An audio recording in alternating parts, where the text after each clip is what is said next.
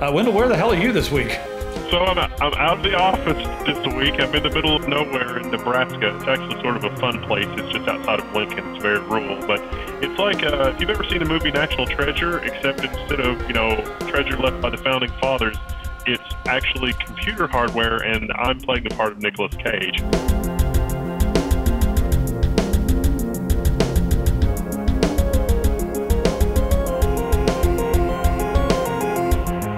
No idea what that means. I haven't seen that movie. So we're gonna... Pop culture nonsense. Why is this in my brain? It's like a cancer. Have it amputated by reading books. Like what's a good book? Amputated by way of ice pick. All right, so it's Independence Day here in America because America, and you guys are probably hearing some fireworks outside tonight. We're going to do the tech anyway. We don't care. I mean, I'm Cherokee, so I don't celebrate this stuff. I always use Cherokee is my excuse for everything. Even though I'm only an 8th Cherokee, I use that excuse when anybody's like, oh, you don't celebrate your birthday? No, I'm Cherokee. What about Christmas? Oh, no, man, I'm Cherokee. I don't celebrate any of that crap. Like, I'm pretty sure Cherokees are people too, but yeah. I didn't send my family Christmas cards. Why? Oh, these reasons. Because I'm an Indian. Yeah. You know, when I was younger, growing up in Kentucky, I thought that people from India came here before Columbus and populated the place. And I thought that that's what I was. I thought that I was a Cherokee Indian. And I was like, I didn't understand it. Leap. Yeah. And I was riding a buffalo. Oh, man, Wendell, I'm almost finished editing the Highlander footage. It's going to be crazy. And you guys will see that very soon. Again, special thanks to our sponsors, which were who again? Asus and Intel. And Corsair as well. So it's going to be awesome. It's going to be released in like a day, guys. So just keep your eyes open. And our video is definitely going to be the best out of all the videos out there. I've already called everyone else. I called Linus and I called Austin and I called those guys, and they haven't seen our video, but they've told us that theirs is awful compared to ours. It's just going to be terrible. So watch ours first, and then watch theirs as well. Watch everybody's video. I'm just messing around. Oh, one more thing. I've got some things behind me here that are hiding. Check this out. Wendell, new t-shirts. Here they are. Right there it is. We've got a few new designs. This is just one of the new designs. We've got several. And the ink quality on this, we're using color-based inks. It's not the plastisol that we used to use. It now actually dyes the fabric. It is as soft to the touch as the fabric is, and it breathes. This stuff's ridiculous. You need to wash it one time as soon as you get it. But this stuff is way higher quality than what we were using before. Plus, we did the whole hippie thing, and we're going all green with everything as well. And we've got some girl shirts. This is our classic I Don't Party with George Washington. We just upped the quality. I don't know if you guys can see the threads there, but it's actually dyeing the fabric. It makes me happy. It's not just printed on top of the fabric. It'll last a lot longer. It breathes. It's more comfortable.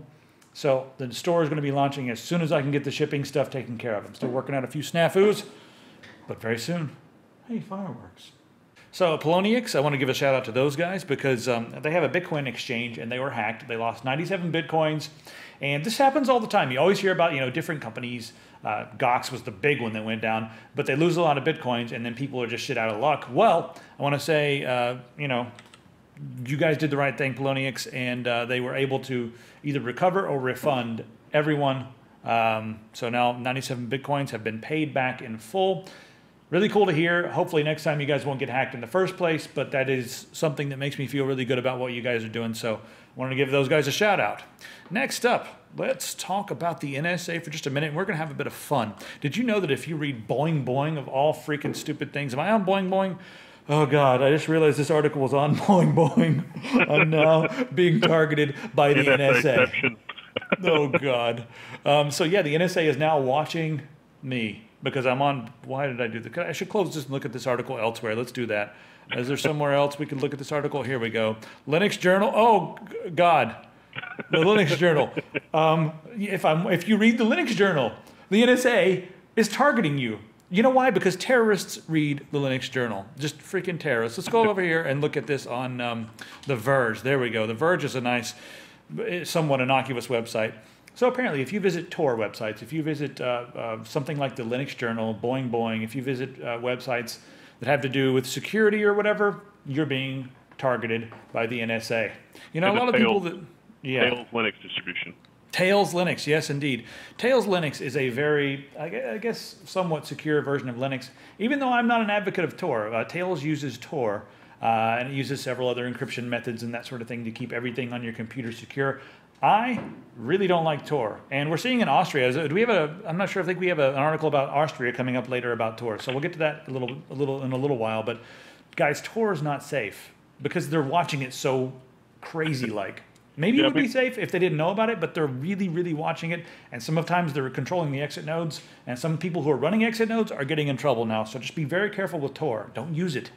I think Go ahead. the EFF and a lot of other people had said, oh, you know, everybody should use Tor for basically everything at all times. And looking at this, that's kind of starting to make sense, not for security reasons, but to add to the signal-to-noise ratio. So what this is this type of searching. They're looking to separate the sheep from the goats, if you will, because, you know, a sheep that's not searching for Tails and is not searching for Linux and is not searching to learn more about security and how those kind of things works, obviously those kinds of people are no threat whatsoever. But if you want to learn about those kind of things, then, oh, that is some kind of a threat, and we should perhaps log those kind of things indefinitely. And so citizenship doesn't enter into it. You know, citizens of the U.S. doesn't enter into it, which maybe it should because of the NSA charter. But even discounting all of that, this is a huge swath of information. And so it's certainly not constitutional. And this is, you know, it's just a blank check to sort of do whatever you want. But if you look at it, if we as a group, you guys owe it to yourselves to learn all you can about Tails. You know, make a Tails USB stick. It's pretty safe. You boot off USB. It doesn't harm your computer. Just mess around with it.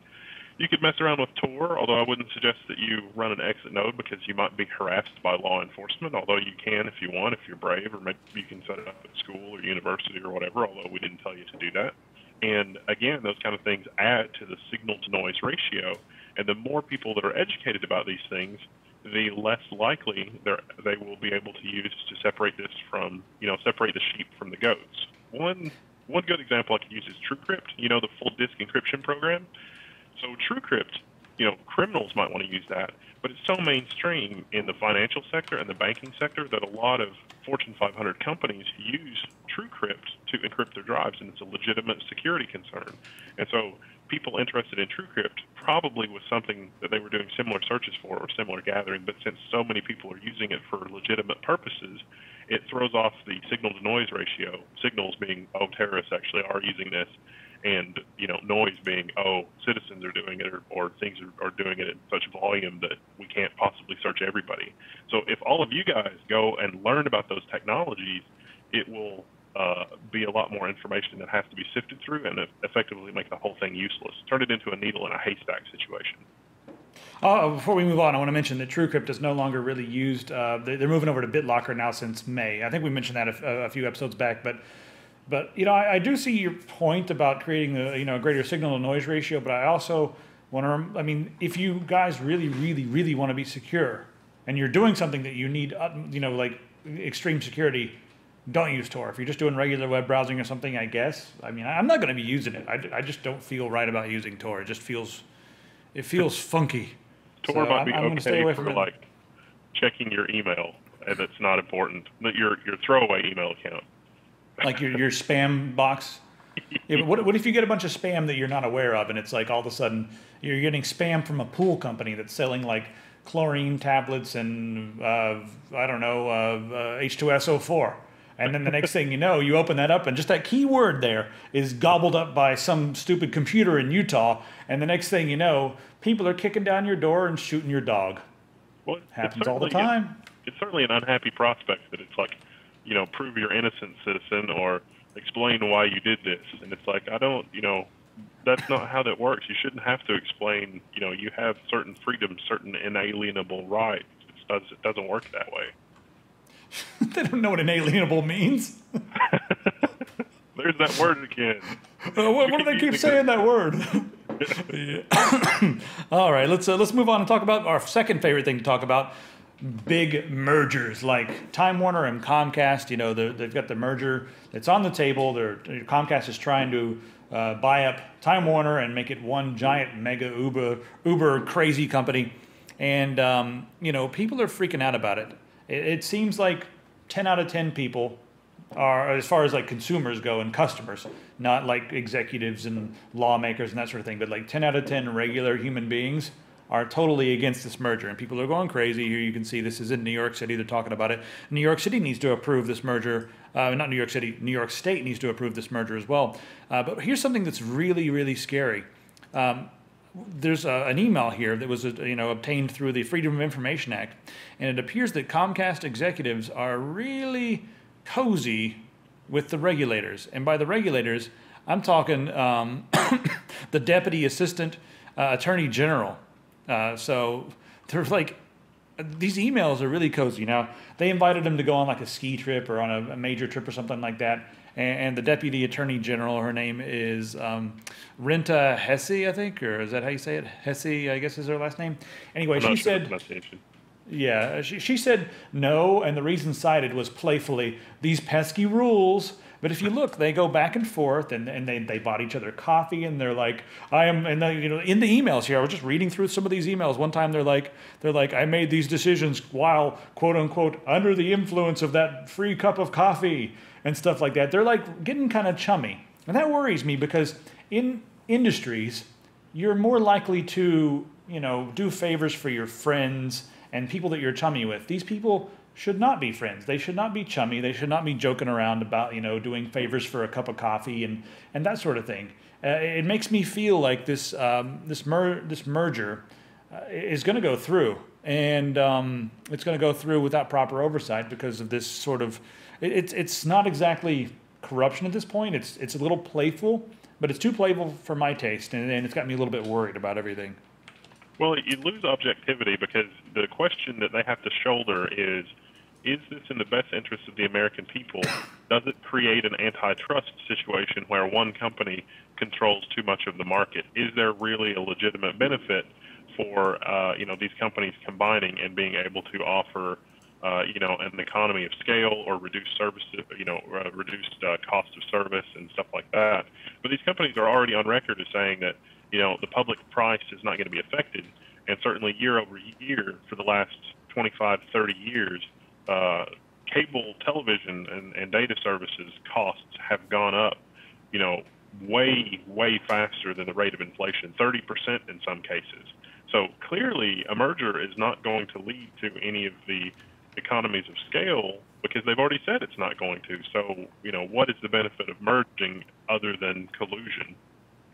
Well, speaking of collusion, one of the things that's really funny here that was actually quoted in one of the email messages, it was like, hey, just wanted to let you know what we're doing here. And they send them all their like PR stuff, and they send them all their plans before they're doing, like, I wanted to give you guys a heads up on what we're doing. But they said, listen, don't worry. There's not going to be, any, I guess, negative effect as far as competition goes because we're already not competing.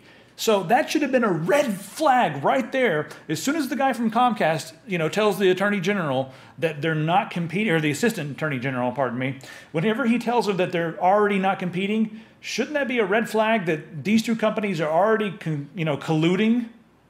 I mean, what the hell? We've done an end run around capitalism and made sure that we don't compete with one another, because if we had to compete with one another, our margins would be lower. I mean, that's the continuation of that thought. You're right. And they didn't say anything. They said, oh, that's great. You guys don't compete, so it's no big deal. It's like, what the fuck, man? Oh, I can't even speak anymore. It's so obvious. And it seems like in their response, it seems like they didn't even register it. They're just like, hey, I'm going to have another piece of bubble gum and a whiskey. Like, what the fuck? Meanwhile, all the customers have also written letters into their various representatives and the people that would be in charge of approving this merger to express their dissatisfaction with the companies as they are, and to express skepticism that anything would improve with a merger. If anything, it would get worse because they're going from, 2 600-pound gorillas to one 1,200-pound gorilla with all the lethargy and heart condition that you would expect from a 1,200-pound gorilla. We're going to recommend an article here that's a pretty long article, but it's a good read. I try to read just about everything from Noam Chomsky, even though it's impossible. Noam Chomsky writes faster than anyone can read. It's just not possible to keep up with the man. But Noam Chomsky has a brilliant little article here entitled America's Corporate Doctrine of Power, a Grave Threat to Humanity. And a lot of it's, I mean, there's a bit of pontification, and there's also a history lesson. I love the way he bases the things that he says upon historical truths, and he points at things that society a lot of times doesn't look at. He kind of shines a flashlight on stuff that seems obvious, but check that out. Check out Noam Chomsky. I don't know, is there anything you really want to highlight from this article? I feel like it's a pretty long article to get through, and there's a lot to chew up here, but it sort of does reflect what we're just talking about right now with Comcast. He doesn't actually come out and say Comcast, but he's talking about the corporate mentality. Go ahead. The important thing about the Chomsky article is to demonstrate exactly how this will affect the rest of the world. I mean, you know, we have a global audience, and I'm sure they're tired about hearing the Comcast-Time Warner merger. But, you know, Chomsky lays out how when this thing happens domestically, all of a sudden it's happening in the EU, it's happening in Australia, it's happening in Asia. You know, this is sort of the, you know, a lot of the time Australia is the place where the corporations do a lot of these experiments. I mean, look at Rupert Murdoch's experiments. But, you know, this thing's happening in America, and so it's only a matter of time before it comes to the EU. Yeah, I really, really do feel bad for a lot of the people in Australia. It's America's kind of a testing ground, but Australia is really a testing ground for evil white guys with white hair that go over there and just try terrible, evil things on the population. It's terrible. So yeah, if you guys are over there, I'm sorry.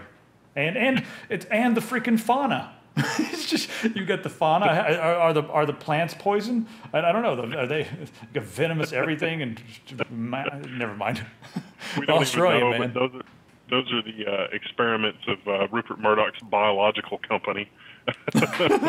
Just Monsanto and Rupert Murdoch are working together, and they've got the island of Dr. Moreau with the deadliest creatures known to man. They're letting them all run rampant through Australian outback. And then go ahead. We were working on a potato that could feed the world. It was a combination like sweet potato and regular potato, but instead we made yet another kind of poisonous spider. Well, let's just send it to Australia. Microsoft seizes the no IP domains for malware hosting. So this is kind of a strange scenario. So there are no IP as a service. I'm coughing here. I'll let you go get into this one here.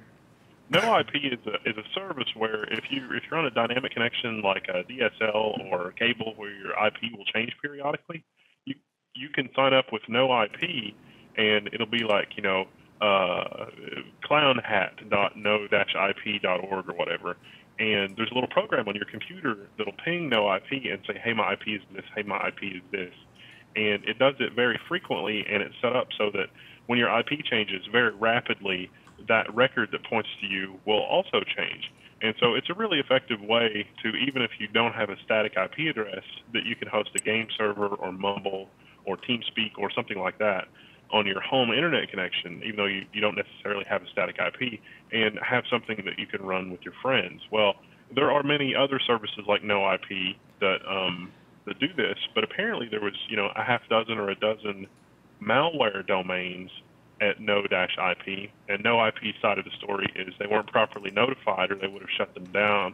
And Microsoft's side of the story is that it's a known malware haven because it's a free service, so malware will use it for their controllers to be able to maintain control through people's dynamic home connection. So like if my computer's infected, there's malware in the background that's, you know, connecting to no IP, and so the malware operator that has control of my computer could use that no IP connection to always get back into my computer. Like if I go to the coffee shop or I switch ISPs or, you know, whatever, they can still get back to my machine. And so Microsoft is saying, oh, we need a court order to fix this. This is real bad, doom and gloom. And the judge granted it, and they shut them down.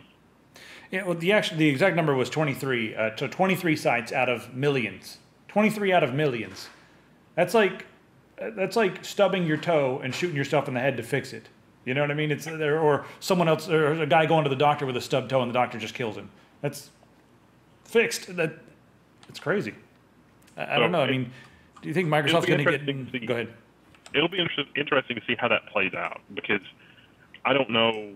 I don't know what really happened. I don't know who's lying, but one of the two of these is lying, and I don't think I don't. My suspicion is that it's not Microsoft because there's a monetary incentive for no IP to be a little bit complacent because they get ads and things like that. I mean, they generate revenue with this service, but at the same time, even if that were the case, it still seems heavy-handed of Microsoft. So I want to know what more of the details are. Speaking of heavy-handed, let's go over to London, shall we, and talk about those crazy porn filters. And guess what's happening? Exactly what we said was going to happen. Mayhem. Absolute mayhem. So apparently they're blocking 1/5 of all websites. Not 1/5 of the porn websites. They're blocking those. They're doing a great job blocking the porn websites. But they're blocking stuff that's like, I don't know, gay pride websites, sexual health websites, websites about information on LGBT rights.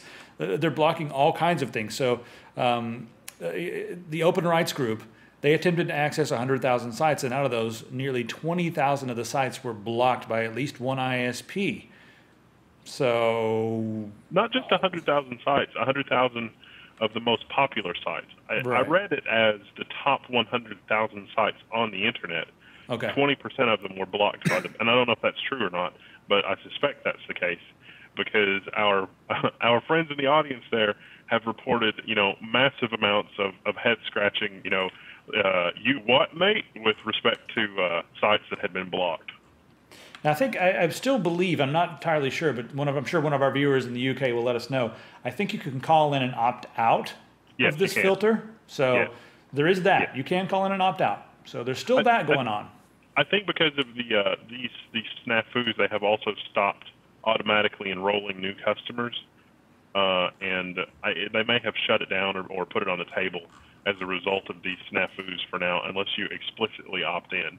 But if you do opt in, you're still looking at a blacklist that has 20% of the top 100,000 sites on the internet blocked.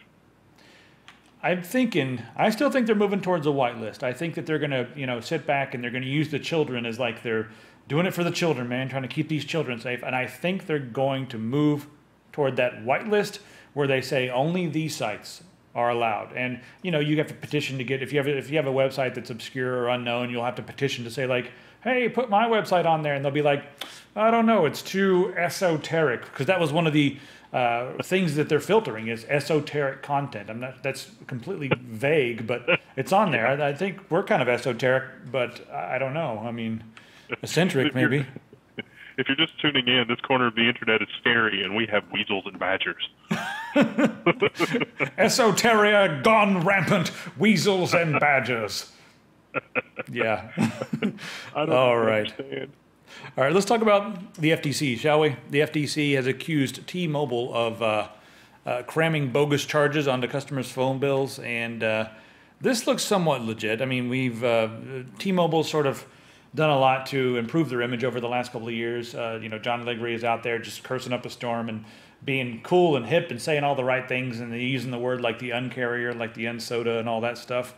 Now it looks like, a lot of times you go on and you like sign up for some stupid thing like a horoscope or a gossip thing or just some stupid thing that adds onto your bill or some app that charges you and it's like an extra, $10 a month. You cancel that, right? You're like, oh crap, I got a $10 charge from some stupid service. Well, it looks like T-Mobile has continued to bill a lot of their customers and they're making millions and millions of dollars by continuing to bill the people because a lot of times you don't even look at your phone bill. It's like, it's $5 more, it's $10 more, and there's some strange fee. And here's the funny thing. Let's take a look at this picture here on the screen.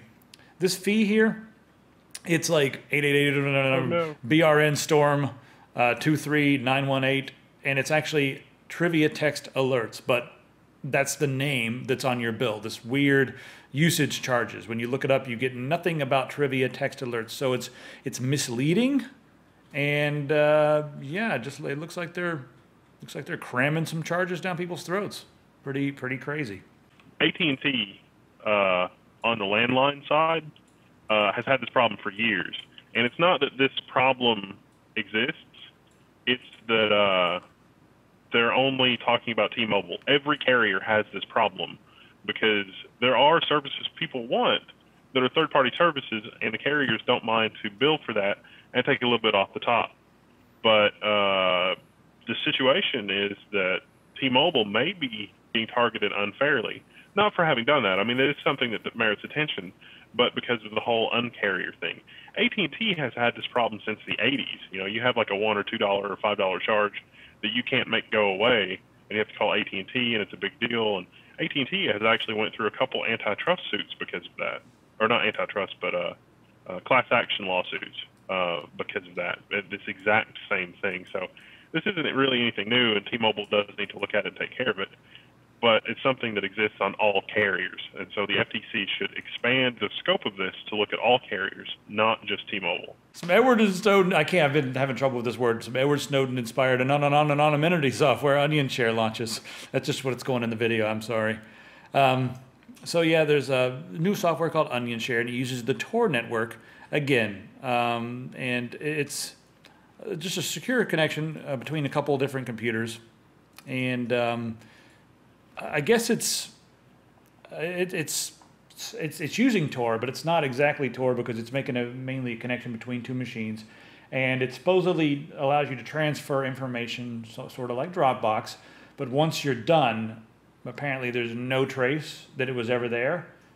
I'm still skeptical about Tor, Wendell. I'm still like worried that an exit node is going to cause trouble or something. I guess it creates an exit node out of each end, right? Yeah, some of the revelations on the Tor side is that the NSA is apparently monitoring every piece of Tor traffic in the whole of Germany, which is bad. But these kind of projects should be encouraged, but again, be really skeptical and careful with this kind of technology. Now in Austria, speaking of Germany, a Tor exit node operator has been arrested and. Yeah, I guess because someone was using his exit node and arrested and convicted. Yeah, arrested and convicted. That's correct. Yeah, he's arrested and convicted because I guess illegal content was being transferred, and he was the exit node. So they were, very basic Tor starts here. You get routed through a bunch of places, and then wherever your exit node is essentially where your connection is coming from. It's kind of like a VPN inside a VPN. That's why it's Tor. It's the onion network. There's like lots of different layers. It's like multiple layers of VPNs, and then random individuals can operate their own exit nodes. And I guess now in Austria, if you're operating an exit node and some random individual who you do not know is using you as an exit node, and they have no control over who they're using, it's pretty much just kind of random. They just, here's an exit node and they're going to use that one. So yeah, if someone goes on there and they download a torrent or they download something that's illegal, now in Austria, you're going to be liable. And that's crazy because that's kind of the opposite direction that Austria, they've always gone in the right direction. Now this is completely in the opposite direction. So what's going on in Austria? They were pretty groovy about this stuff not long ago, it seemed. So that's kind of weird. All right, what else do we have to talk about here? We could talk about Abbott slamming green power. We've been kind of all over the world and now back to London. Tony Abbott, we've always talked about green initiatives because, hey man, energy is technology too. So he's saying that it's just too expensive. So I feel like, I guess my easy way to sum up this article is I feel like he's kind of pointing at the smallest problem in a big pile of problems and yelling about that and sort of missing the bigger problems.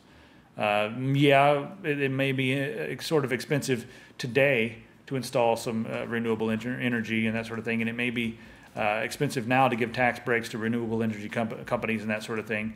But in the long run, Tony, you better get your renewable energy act together over there. It's really an interesting situation because I think what's happening is they're firing up coal-fired power plants in Australia because they are exporting all of their natural gas. And the natural gas export prices, they can sell it at an export for a much better price than they can sell it domestically. So that's messing with the cost of electricity. And so, sort of out one side of Abbott's mouth is, renewables. And on the other side is, let's sell our natural gas as an export because we can get better rates out of it. And it's like, well, these two things are related. You do see that, right?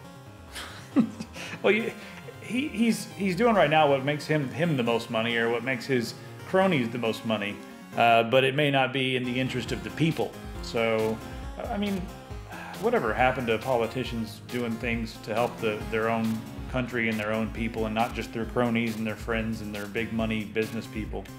I don't know. All right, so that's all of this episode. We did have a bit of fun and no fireworks. I guess no Patriots in this part of the world. So hey, that was a lot of fun. There was no fireworks outside your window either in Nebraska. Like, nope. I don't know what's going on out there. Actually, there is. There's an entire town here that is like the fireworks capital of like this entire region of the country, and they definitely turned it up to level 11. So that's pretty cool. But maybe doing that later, actually. So we'll see. A new meaning to the phrase "corn pops." There's a lot of corn everywhere. Yep. All right, well, and enjoy some of that corn while you're there. And yeah, we'll see you guys in the next episode. Oh, I forgot the Highlander stuff. I'll put that at the beginning. So I'll see you guys later.